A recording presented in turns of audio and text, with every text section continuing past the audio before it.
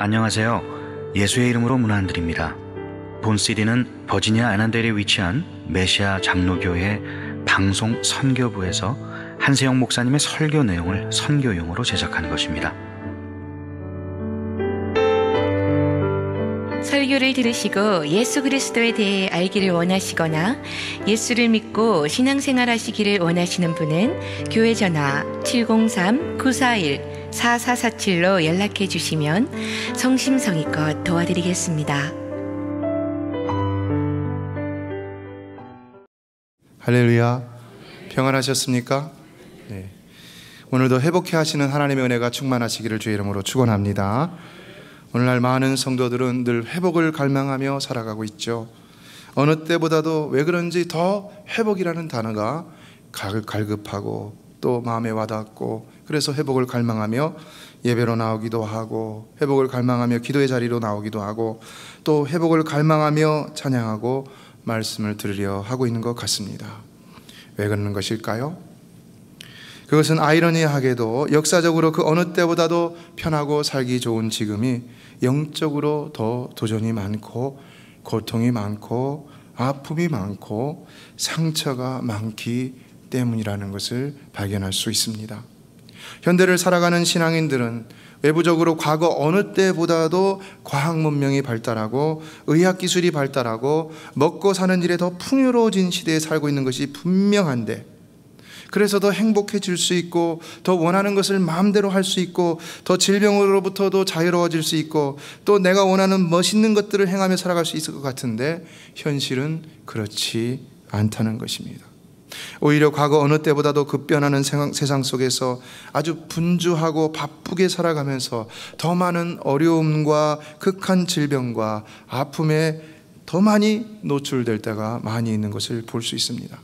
그래서 기도를 하고 싶어도 기도를 할 수 있는 시간이 찾아보기가 힘들고 또 그 힘도 상실해버리고, 새벽기도, 수요예배, 금요기도에 목사는 맨날 강단에서 기도하라 하고 기도에 나오라고 하는데, 근데 나오고 싶어도 참 나오기가 힘듭니다. 지금도 설교를 하는데 쭉 그러시잖아요. 왜 그러는 것일까요? 그러나 이와 같은 현대인의 문제에 대해서 전문가들은 이것이 물질이나 건강이나 체력의 문제이기 전에 바로 심리적인 문제다라고 말하고 있습니다. 어떻습니까? 여러분은 어떻게 생각하십니까? 심리적인 문제라. 그래서 오늘날 그것을 두드러지게 증명해 줄 수 있는 건 뭐냐? 옛날에는 없었던 상담 심리 치료가 각광을 받고 있다는 것입니다. 어떻습니까? 예전에 저희 때만 해도, 제가 어렸을 때만 해도 이 상담이라는 거는 없었어요. 그렇죠? 상담해봤자 선생님이 학생들 상담하고 목회자가 교인들 상담하고 이런 거였는데, 전문적인 상담가가 없었습니다. 그런데 오늘날은 이 정신건강 문제가 지속적으로 사회의 화두가 되면서 한국만 해도 지금 공식적으로 학교에만 수천 명의 상담사들이 있고, 그리고 그것도 모자라다 그러고, 그리고 한 수만 명의 상담사들이 사회 가운데 생겨나고 있는 것을 볼 수가 있습니다.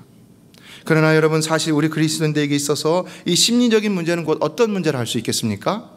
이것은 곧 영적인 문제라는 것이죠. 우리가 영적으로 약해지고 병들게 되다 보니까 심리적으로도 약해지고 병들게 돼서 결국 그것이 우리의 삶과 육신에 영향을 미치고 있다는 것입니다. 사실 그래서 기도도 못하는 것이고 예배 자리로도 못 나가는 것이고, 그냥 마음의 걱정과 그 근심을 꼭 끌어안은 채 그거를 해결하려고 막 발버둥을 치는데, 그러나 그래서 그것만 해결되면 내가 기도도 하고 예배 자리도 나가고 염려 없이 걱정 없이 근심 없이 해피하게 내가 주의를 하겠다 하는데, 그것이 해결이 되느냐는 것입니다. 해결이 됩니까?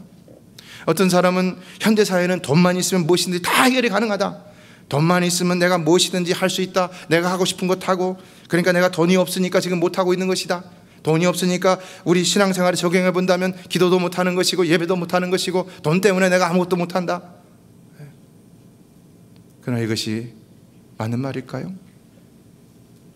인간의 본질을 노동으로 본 마르크스는 자본론을 통해서 이런 말을 했습니다. 노동하는 인간은 노동을 통해서 즐거움을 느끼며 자아를 실현한다. 여러분, 이 말이 맞는 말일까요? 어떤 편에서는 맞는 말이죠. 노동은 참으로 거룩한 것이죠. 그러나 결과는 어떻게 되었습니까? 자본주의 생산체제에서는 이 마르크스의 주장처럼 노동하는 인간이 만들어낸 것들이 그 노동자의 지배 아래에 있는 것이 아니라 오히려 그 노동자의 지배 아래에 있어야 할 그것들이 노동자들을 지배하고 있다는 사실입니다. 그래서 우리는 우리가 편하기 위해서 걱정 근심 없이 살기 위해서 돈을 번다, 물질을 번다고 하지만 그러나 그럴수록 우리는 더욱더 물질의 노예가 되고 있는 것을 보게 되는 것입니다. 어떻습니까? 여러분의 형편은 어떻다고 생각하십니까? 만약 이것이 사실이라면 그렇다면 우리는 어떻게 해야 하겠습니까? 어떻게요? 어떻게 해야 되겠습니까? 예, 성경은 우리에게 보다 근원적으로 돌아가 늘 자신을 살펴보라고 말씀하시는데 이것이 뭐라고 말씀하시느냐? 물질의 문제도 아니요, 육신의 문제도 아니요, 관계의 문제도 아니요, 바로 영적인 문제라고 말씀하고 있다는 것입니다. 이에 잠언 4장 23절은 모든 지킬 만한 것 중에 더욱 내 마음을 지키라, 생명의 근원이 이에서 남이라 라고 했습니다. 미래학자 엘빈 토플러는 부의 미래라는 책에서 미래 사회는 보이는 재산보다 보이지 않는 재산이 훨씬 더 크고 가치가 있다라는 말을 했습니다. 그렇다면 여러분, 정말로 우리가 붙들어야 할 보이지 않는 그것은 무엇이라 할 수 있겠느냐는 것입니다. 무엇이겠습니까? 그건 오늘 우리가 우리의 삶을 위해서 추구하고 있는 그런 것들이 아니라 보다 근원적인 바로 우리 영혼의 회복이라는 것입니다. 영혼의 회복. 그래야 우리가 장차 무엇을 이루었다 하더라도, 설령 이루지 못했다 하더라도 우리는 눈물을 흘리지 않을 수가 있다는 것입니다. 그래야 자녀 때문에 눈물을 흘리지 않을 수 있는 것이고요, 사업 때문에 눈물을 흘리지 않을 수 있는 것이고요, 가정 때문에 눈물을 흘리지 않을 수 있는 것이고요, 사람 때문에 눈물을 흘리지 않을 수가 있는 것입니다. 지금 형통하는 사람은요 잘 모르는 것입니다. 그러나 시간이 지나가면요 반드시 알게 되어 있는 것입니다. 저는 이것 때문에 나중에 눈물을 흘리는 사람들 많이 봤습니다. 그러니까 그때 눈물 흘리지 말고 지금 무엇이 더 중요한지를 깨달아 후회 없는 삶을 살도록 먼저 영혼 회복하는 일에 힘을 쓰라는 것입니다. 페니 크로스비라는 찬송가 작사자를 잘 아시죠? 그는 본래 태어난 지 6개월 만에 시각장애인이 되어버린 사람입니다. 그러나 어려서부터 매우 영리해서 시를 아름답게 짓는 재능을 발휘하기도 했는데요, 그렇지만 그의 삶이 너무 공고했습니다. 너무 어려움이 많았습니다. 그래서 그의 그 장애가 너무나 큰 벽이 되어서 날마다 무기력 가운데 시달리면서 길고 긴 어둠의 세월을 보냈는데, 그가 어떻게 이렇게 위대한 사람으로 다시 태어날 수 있었는가? 그것은 바로 그가 30세 되던 날 예수 그리스도를 만나 그 영혼이 회복되었기 때문이라는 것입니다. 그가 30세 되던 날 어느 날 뉴욕 전도 집회를 참석했다가 예배 가운데 찬양을 반복해서 부르면서 그에게 놀라운 역사가 일어났습니다. 웬 말인가 날 위하여 주 돌아가셨나, 이 벌레가 든 날 위해 은혜 받으셨나. 이것을 계속해서 반복해서 부르면서 갑자기 그 가슴 속에 구원의 감격이 임하게 되고, 그로 말미암아 어두웠던 과거로부터 그가 자유함을 얻게 되면서 눈에서는 주체할 수 없는 그 흐르는 눈물을 경험하며 영혼이 회복되며 그에게 새로운 인생이 열리는 것을 경험하게 되었다는 것입니다. 여러분은 새롭게 열린 인생 가운데 살아가고 있습니까? 그렇게 살아가고 있습니까? 아니, 그렇게 살아가다가 다시 곤광 가운데, 어둠 가운데 빠져 있지는 않습니까? 사랑하는 성도 여러분, 이 시간 다시 여러분의 인생이 새롭게 열려지게 되기를 주의 이름으로 축원합니다. 여러분이 예수를 만나야 그리 될 수 있는 줄로 믿습니다. 그래서 이 페니 크로스비가 몸밖에 드릴 것 없어 이 몸 바칩니다 라고 찬양을 했는데, 그 순간에 그 안에서 울컥하면서 주님, 저도 주님을 위해 일할 수 있나요? 라고 외치게 되었다는 것입니다. 주님, 저도 주를 위해서 일할 수 있게 되나요? 영혼이 회복되니까 사명이 회복되는 것을 볼 수 있죠. 그러니까 주님께서 그의 마음 가운데 이런 응답을 주시더라는 것입니다. 내가 너에게 시를 쓰고 노래를 짓는 재능을 주지 않았느냐? 그래갖고는 그가 그때부터 시를 쓰고 노래를 짓기 시작했는데 무려 95세까지 살면서 12,000개의 찬송시를 지었다는 것입니다. 어떻습니까? 여러분, 우리가 즐겨 부르는 우리 찬송가 가운데도 이분의 찬양이 가장 많이 들어있는 것 같습니다. 대단한 분이죠. 그는 십자가에 달리신 예수를 만남으로 그의 영혼이 회복되는 놀라운 기적을 체험하였고, 이에 그의 삶도 정말로 평생을 강건하고 풍성한 삶으로 바뀌게 됨을 경험할 수 있었다는 것입니다. 정말로 오늘 이 시간 여러분도 그 십자가에 달리신 예수님을 지금 만나서 여러분의 영혼이 회복되는 놀라운 역사를 다 체험하시게 되기를 주의 이름으로 축원합니다. 축원합니다. 축원합니다. 반드시 그리 되시기를 바랍니다. 항상 여러분의 영혼을 붙들고 기도하는 제 10년 가운데는 그것이 항상 안타까운 것입니다. 여러분이 무슨 직분을 받았느냐, 무슨 직임을 맡았느냐, 어떤 일을 지금 하고 있느냐, 이거보다 더 중요한 것은 여러분이 참으로 진정 예수 그리스도를 인격적으로 만나서 새로운 인생을 살아가고 있느냐, 그렇지 못하느냐, 이것이 무엇보다도 중요하다는 사실입니다. 이것이 가장 중요하다는 것입니다. 오늘 우리가 입술로 그냥 예수를 믿는다고 고백하면 천국 간다고 그래서 입술로 내가 믿습니다, 믿음이 있습니까? 믿습니다, 그러니까 난 천국 갑니다 라고 하는 그런 믿음엔 문제가 있다는 것입니다. 부족해도 연약해도 내가 의지할 수 있는 그 예수를 내 마음의 주인으로 삼고 항상 그분과 함께 동행하면서 쓰러지고 자빠지고 때로는 범죄하고 때로는 남에게 못된 모습을 보이고 나태한 모습을 보인다 할지라도 늘 그분으로 인하여 다시 일어나는 이런 모습을 보여줄 수 있는, 언제나 하나님과의 나의 관계에서 이런 인터액티브한 살아있는 주고받는 이 관계가 항상 살아있고 존재하는 이런 모습이 있는 것이 우리에게는 반드시 필요하다는 것입니다. 여러분의 생각을 하나님이 주장하시기를 주의 이름으로 축원합니다. 여러분의 입술을 하나님이 주장하시길 주의 이름으로 축원합니다. 여러분의 삶을 하나님이 기뻐하시는 삶으로 나아가실 수 있게 되기를 주의 이름으로 축원합니다. 바로 그것입니다. 그러므로 오늘 본문을 보면 죄로 인하여 극심한 영적 침체를 또 경험하며 공고한 가운데 빠져 있었던 다윗은 이렇게 기도하고 있는 것입니다. 하나님이여, 내 속에 정한 마음을 창조하시고 내 안에 정직한 영을 새롭게 하소서. 오늘 우리 시편 51편을 다 읽진 않았지만 제가 이 말씀을 가지고 지금 한 두 번째인가 세 번째 정도 말씀을 전하는 것 같습니다. 근데 이 말씀을 읽어다 보면 여기가 바로 굉장히 큰 이 고지를 올라가는 것 같은 엄청난 클라이막스가 되고 있다는 것을 볼 수 있습니다. 사실 진짜 내용의 클라이막스는 뒤인데 이 표현을 보면 이게 클라이막스 같아요. 그렇죠? 하나님이여, 내 속에 정한 마음을 창조하시고 내 안에 정직한 영을 새롭게 하소서. 얼마나 기가 막힌 표현입니까?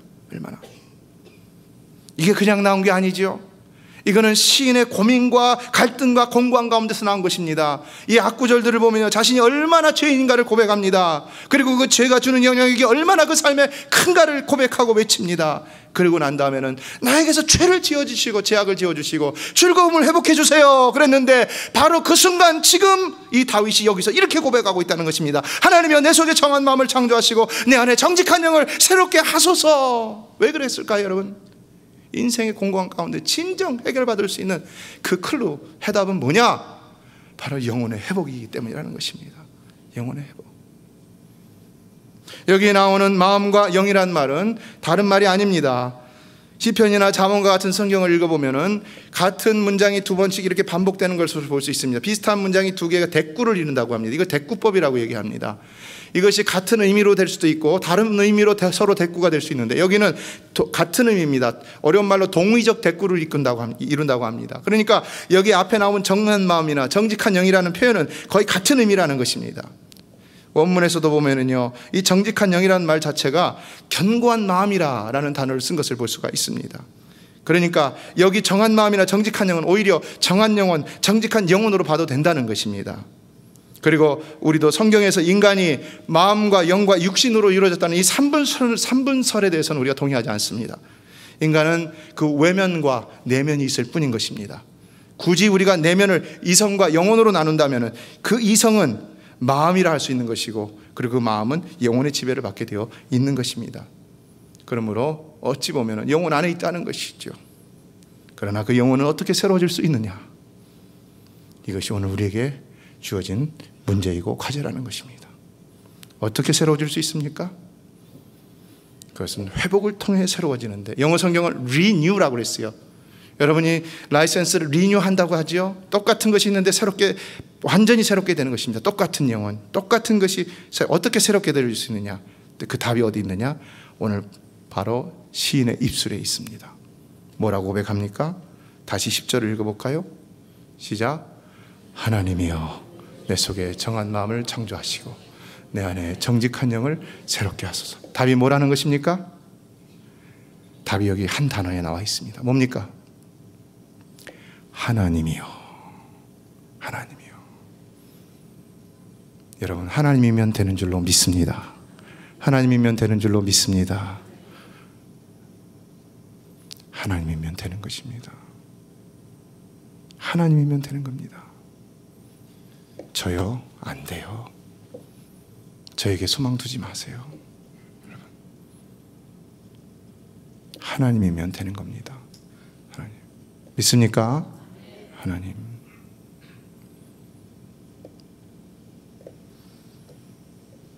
그래서 다윗은 그의 모든 복잡하고 공고한 삶의 문제를 가지고 그 하나님 앞에 나아가 부르짖으며 하나님이여 내 속에 정한 마음을 창조하시고 내 안에 정직한 영을 새롭게 하소서라고 부르짖고 있었던 것입니다.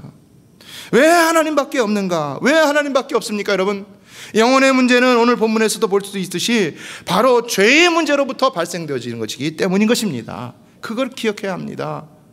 그것이 태만함이든 정욕이든 육의심이든 악행이든 거짓이든 교만이든 상처든 염려든 그래서 얻은 결과이든 아니면 그런 것을 계획함으로 얻은 결과이든 어쨌든 간에 그것이 전부가 다 직접적으로 간접적으로 다 죄의 문제와 관련이 있다는 것입니다. 다시 말해 영혼을 손상시키는 가장 치명적인 무기는 바로 죄악이라는 것입니다. 예, 오늘날 우리는 우리의 영혼이 왜 상해져 있는가? 그건 바로 우리의 죄악 때문이라는 것을 깨달을 수 있어야 한다는 것입니다. 우리는 이걸 심각하게 생각하지 않아요. 내 죄로 인하여 내 영혼이 상해진 것인데 다른 사람이 내 영혼을 상하게 만들고 형편이 내 영혼을 상하게 만들었다라는 것만 생각을 하니까 그 영혼이 고쳐지질 않는다는 것입니다. 고쳐지지 않는다는 것입니다. 그렇게 해서 항상 불평하고 원망하고 항상 의심하고 항상 염려한 사람은요, 형편과 상황이 바뀌어도 절대로 그 영혼이 바뀌지가 않습니다. 바뀌어집니까, 여러분? 안 바뀌어집니다. 사단이 우리의 영혼을 손상시키기 위해서 우리를 유혹하는 까닭은 뭡니까? 바로 우리로 죄를 짓게 함으로 우리 영혼을 손상시키기 위함인 것이죠. 그러나 그렇게 해서 생긴 영혼의 데미지가 다시 회복될 수 있겠느냐는 것입니다. 죄로 인하여 손상된 영혼의 데미지가 다시 회복되었습니까? 아담의 죄로 인하여 손상된 인간의 영혼의 데미지가 회복되었습니까? 여러분, 오늘 우리의 영혼이 그 옛날 에덴 동산에 있었던 아담의 영혼의 온전함과 같이 온전합니까? 왜 그렇습니까? 죄로 인하여 손상된 영혼의 그 데미지는 회복되기가 그렇게 어렵다는 것입니다. 그러나 누구는 할 수 있다는 것입니까? 하나님은 하실 수 있다는 것이고, 이 하나님은 하셨다는 것이죠. 어떻게 해요? 바로 당신의 아들 예수 그리스도를 십자가에 못 박혀 죽이심으로, 그래서 그 보혈의 공로로 우리를 회복해 하셨다는 것입니다. 그러므로 우리가 날마다 그 보혈의 공로를 힘입어 다시 그 놀라운 창조주 하나님의 형상 앞으로 나아갈 때에 그분이 우리에게 은혜를 주심으로 우리 영혼이 회복될 수가 있다는 것입니다. 믿습니까? 그런데도 또다시 우리가 그걸 가지고 진흙탕과 같은 더러운 죄악의 구렁텅이로 나아가니까 또 상하게 되는 것이죠. 그래서 우리가 또다시 그걸 들고 그리스도의 십자가의 보혈의 공로를 힘입어 날마다 때마다 은혜의 보좌 앞에 담대히 나아갈 수 있어야 한다는 것입니다.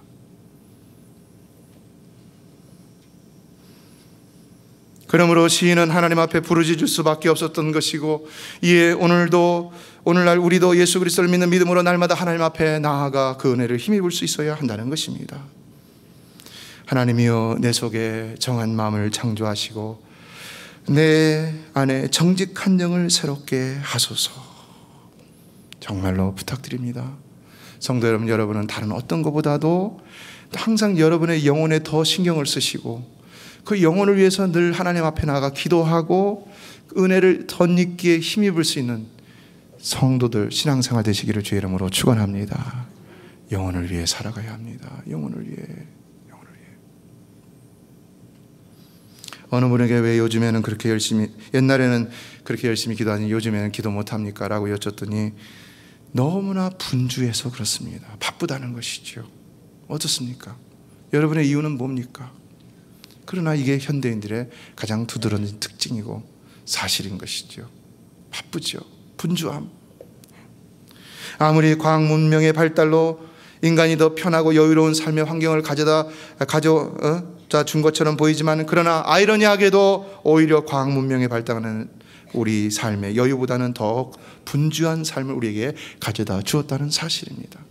제가 일부 예배 때도 그런 말씀드렸는데, 일례로 예를 들어서 이것이 스마트폰이라고 하잖아요. 그리고 여러분 스마트폰이 있고 여기 보면 앱이 있고 카톡이 있고 여러 가지가 있죠. 여러분이 할 수 있는 컴퓨터 같은 손안의 컴퓨터죠.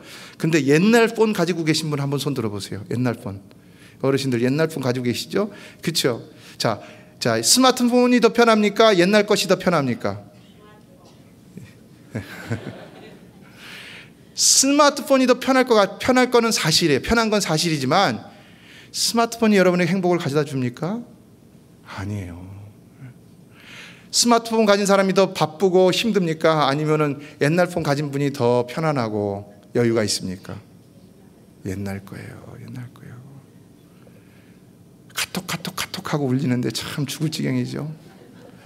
조금만 잘라고 그러면 카톡. 네. 문명의 발달이 우리를 편안하게 만들고 우리의 삶의 질을 더 향상시킬 것 같지만 절대로 그렇지 않다는 것입니다. 여러분의 삶의 형편도 마찬가지입니다. 내가 이것만 더 잘해서 예수 더 잘 믿겠다, 내가 교회도 봉사 더 잘하겠다, 이렇게 하지만요, 형편이 나아지면 더 잘할 수 있느냐? 절대로 그렇지 않다는 것입니다. 우리의 믿음이 성장해야지, 우리의 영혼이 더 잘 돼야지 우리가 하나님 앞에 더 잘할 수 있는 것이지, 형편이 나아진다고 잘하는 건 절대로 아니라는 것입니다. 믿습니까? 네. 형편이 나아지면요 더 많이 분주하게 됩니다. 형편이 나아지면요 더 내가 원하는 일이 더 많이 생기고요, 나도 모르게 타의에 의해서 자의반 타의반 더 분주한 삶을 살게 되는 것을 볼 수 있습니다. 여러분, 재벌이 다 가졌다고 하는데 많이 가졌잖아요. 엄청 많이 가졌죠. 비교도 할 수 없이 가졌죠. 그럼 그 재벌이 여유롭겠습니까? 모든 것을 다 진짜 돈으로만 할 수 있는 재벌 여유롭습니까? 또 대통령은 어떻게 보면 세상의 명예의 꼭대기에 올라갔다고 하는데 다 이루었는데 여유롭습니까? 네? 어느 유명한 학자나 연예인이나 여유롭습니까? 교회도 마찬가지죠. 교회가 성장하고 안정되면 더 여유로울 것 같지만 여유롭습니까? 재정이 넉넉하고 숫자가 많아지고 성도들의 숫자가 많아지고 시설이 좋아지면 더 여유로울 것 같은데 더 여유롭습니까? 그런 게 아니라는 겁니다. 우리가 추구할 건 그것이 아니라는 것입니다.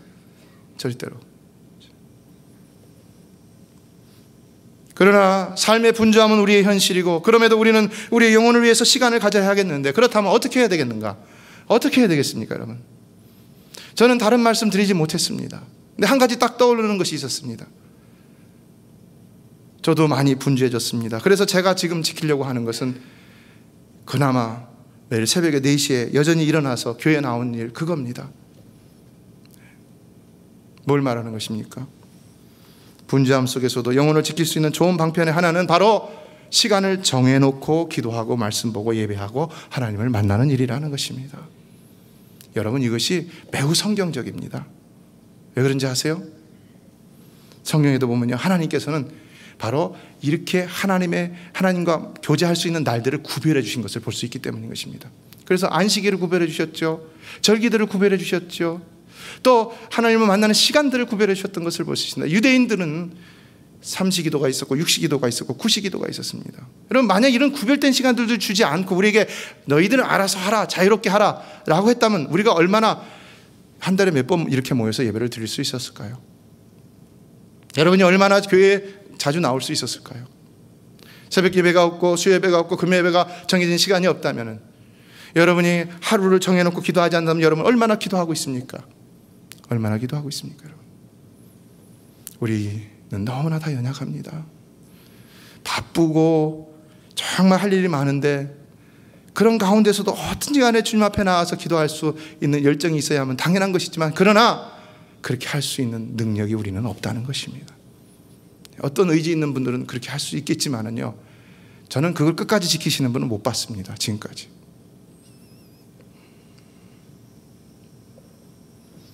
고린도후서 6장 2절은 보라 지금은 은혜 받을 만한 때요 보라 지금은 구원의 날이로다 했습니다.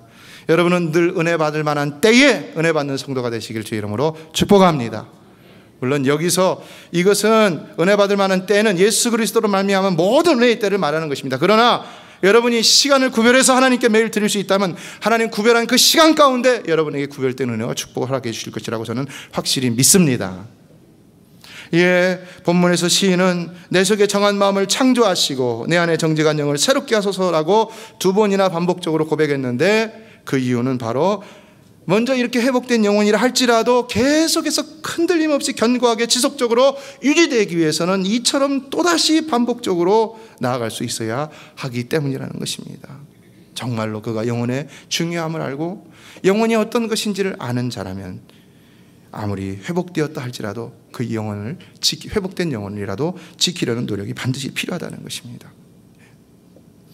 왜냐? 우리는 또다시 오늘 여기서 지금 당장 은혜를 받더라도요, 나가면서 1절로 9절에서 지금 말한 것처럼 또다시 죄악 가운데로 빠질 수 있다는 것입니다. 마음으로 범죄하고 눈으로 범죄하고 입으로 범죄하고, 내가 범죄하지 않는데도 남이 범죄하는 그것에 내가 동참할 수가 있고 그럴 수가 있다는 것입니다. 문제는 그게 중요한 게 아니라 우리 영혼이 상처를 입고 데미지를 입기 시작하면서 우리가 피폐해진다는 것입니다. 괜히 나는 아무것도 안 했는데 갑자기 내가 공고함을 느낍니다. 나는 아무것도 안 했는데 갑자기 내 입에서 안 좋은 말이 나오기 시작합니다. 여러분, 어느 건강한 남자가 아름다운 여인을 보고서 이성의 유혹을 느끼지 않을 수 있는 남자가 있겠습니까? 물질 만능주의 삶 가운데 살고 있는 누군가가 돈이 없어서 쩔쩔매고 있는데 물질을 유혹하는데 물질이 안 넘어가, 그 유혹이 안 넘어갈 사람이 있겠습니까? 교회 안에서나 교회 밖에서나 올라가고만 싶어하는 것이 인간의 본질적인 욕망이라 할 수 있는데 누가 명예의 유혹에 넘어가지 않는다고 할 수 있겠습니까? 그러나 이 모든 것은 과연 무슨 문제라는 것입니까? 영적인 문제라는 것입니다. 예, 우리는 한번 우리의 영혼이 회복되었다 하더라도 또다시 날마다 새롭게 되기 위해서 하나님 앞에 나아가 은혜를 덧입는 자가 되어야 한다는 것입니다. 날마다. 이렇게 하지 않으면요, 이렇게 우리가 우리의 영혼을 지키려는 노력도 하지는 않으면서 거룩한 척하고 순결한 척하고 겸손한 척하고 검소한 척하고 정직한 척하고 의로운 척하고 이런 건요 다 척척이 될 수밖에 없는 겁니다. 자칫 우리 자신도 모르는 위선 가운데로 빠질 수가 있는 것입니다.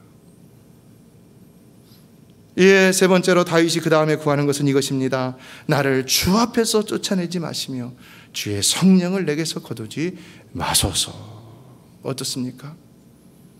그렇죠. 하나님이 우리를 하나님 앞에서 쫓아내시지만 않는다면, 하나님께서 우리에게 허락하신 그 성령을 우리에게서 거두시지만 않는다면 우리 영혼은 아무리 죄악 가운데서도 다시 일어날 소망이 있는 것이죠.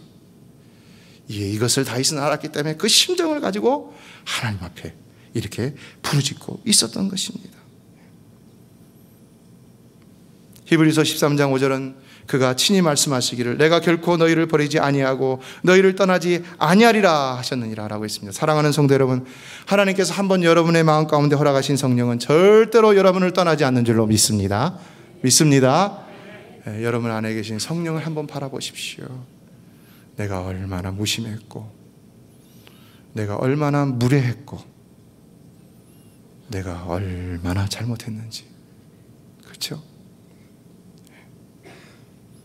여러분 안에 진정 예수를 주로 고백하게 하는 그 성령이 계심을 바라보며 한번 생각해 보라는 것입니다. 그 성령은요, 예수님께서 재림하실 때 우리에게서 찾으실 구원의 징표입니다. 예수님 뚜뚜하고 재림하실 때 우리에게서 뭘 보시겠습니까? 입술로 믿느냐 이거 고백하라고 하시겠습니까? 다 그 안에 성령 하나님이 계신 자만이 구원을 얻는 겁니다. 영생에 들어가는 것입니다. 믿습니까? 예. 그러니까 이게 중요한 거예요.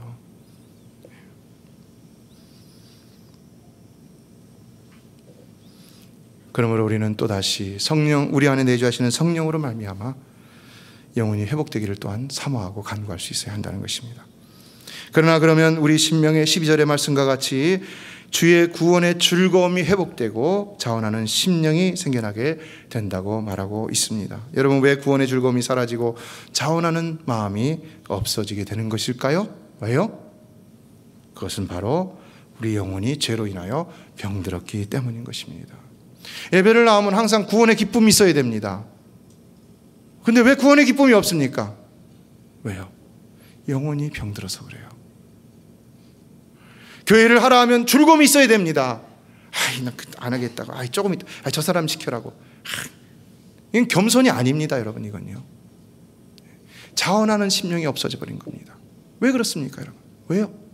왜 자원하는 심령이 없습니까? 신앙생활은 자원하는 마음으로 해야 되는데 그것이 바로 하나님이 받으시는 정직한 산제사인데 하나님 억지로 하는 거 원치 않으시잖아요.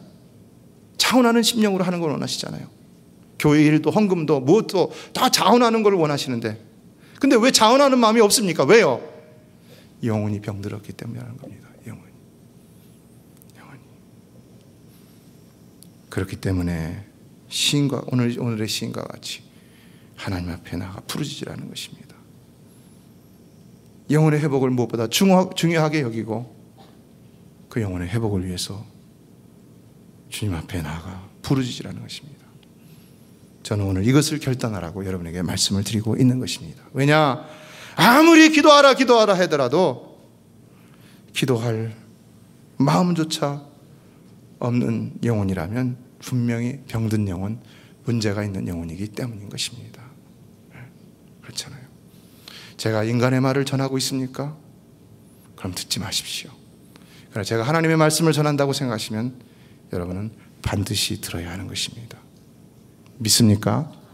네. 그러므로 말씀을 맺습니다. 헨리 나우엔의 이야기인데요. 정신과 의사에게 한 부인이 찾아왔는데 들어오자마자 발작을 하면서 기물을 파괴하고 혈기를 막 부렸습니다. 왜 그러는 것일까? 그런데 간호사를 불러가고 가까스로 진정을 시킨 뒤에 진료를 시작하다 보니까는 그 부인이 오른손 주먹에 뭘 꽉 쥐고 이렇게 있더라는 것입니다. 그래갖고 이걸 막 펴려고 하니까 안 펴져요. 그러니까 간호사를 시켜서 꽉 붙잡게 하고는 의사가 하나씩 펴기 시작합니다.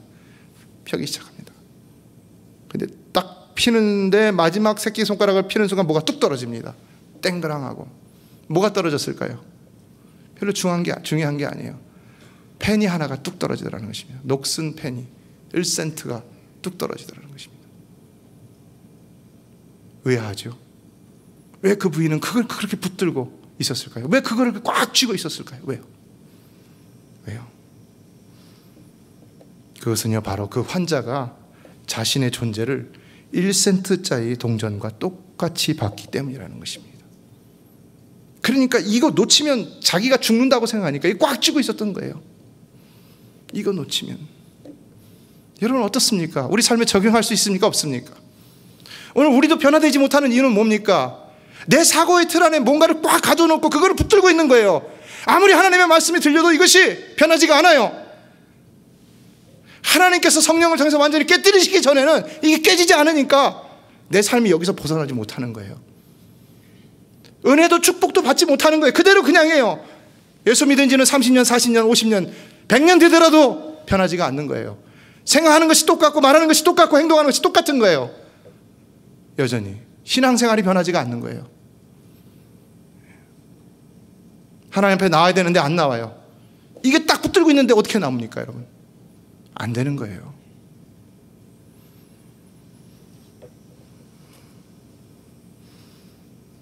여러분은 왜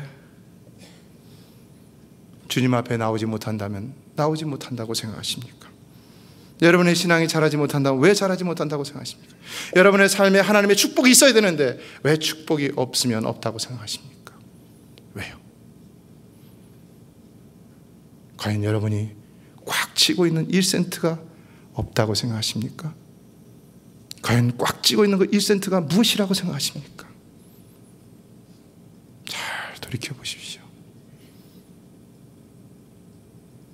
사도 바울은요, 이것을 날마다 깨뜨리며 나간 겁니다. 날마다. 우리도요, 날마다 이걸 깨뜨리며 나가야 되는 것입니다. 내가 가지고 있는 나의 사고의 틀, 나의 능력, 나의 자신감, 나의 교만한 이것들 다 깨뜨리며 나가야 되는 것입니다. 매일과 같이. 신념, 자존심, 습관, 염려, 고집, 물질, 건강, 자녀, 취미. 내가 놓아버리면 형편없는 사람처럼 되어버릴 것 같은 그것. 그러나 우리 주님은 오늘 우리에게 진정 놓으라고 말씀하고 있다는 것입니다. 다 내려놓으실 수 있기를 주의 이름으로 축원합니다. 축원합니다. 성경은요, 내려놓으라고 합니다. 성경의 위인들은 다 내려놓을 때에 복을 받았던 것을 볼 수 있고 위대하게 사용돼 과연 위인이 됐던 것을 볼 수 있습니다. 아브라함이 본토 지척 아비 집을 포기할 때 내려놓았을 적에 하나님께서 그를 믿음의 조상으로 삼아주셨던 것이고요. 이삭이 아버지가 파놓은 그 우물들을 갖다 다 포기했을 적에, 그랄 사람들에게 포기했을 적에 그를 더 위대하게 사용하셨던 것이고요. 예. 여러분, 모세도 그렇잖아요. 자기의 왕자를 포기했을 때 하나님께서 그를 민족의 지도자로 삼아주셨던 것이고요. 다윗도 마찬가지잖아요.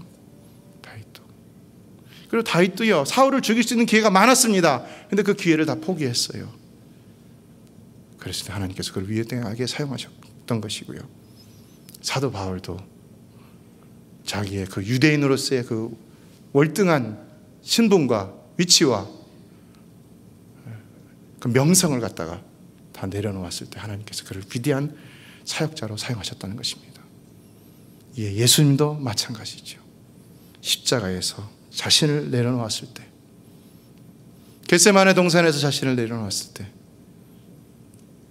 위대한 인류의 구원자가 되게 하신 것을 볼 수가 있는 것이죠. 로렌 커닝햄은 우리에게 도전적인 질문을 합니다. 주님의 부름을 받아 주의 일을 하는데 왜 현장에서 주의 역사가 일어나지 않는가? 왜 여러분의 삶에서 역사가 일어나지 않는다고 생각하십니까? 교회 안에서만이 아닙니다. 가정에서도 그렇고요, 사업터에서도 그렇고요, 일터에서도 그렇고요, 어떤 현장에서도 마찬가지입니다. 왜냐? 하나님 모든 것의 주인이시거든요. 근데 왜 안 되냐? 내려놓지 않기 때문이라는 겁니다. 아직도 꽉 쥐고 있기 때문이라는 것입니다. 여러분의 능력, 소유, 선입견, 지식, 신념, 가치관, 여러분의 꿈, 의지 다 내려놓으십시오. 매일같이 내려놓는 것입니다. 매일같이. 이번 부흥회를 통하여 진정 여러분의 영혼이 더욱더 하나님의 은혜와 축복 가운데로 들어가게 되기를 주의 이름으로 축원합니다.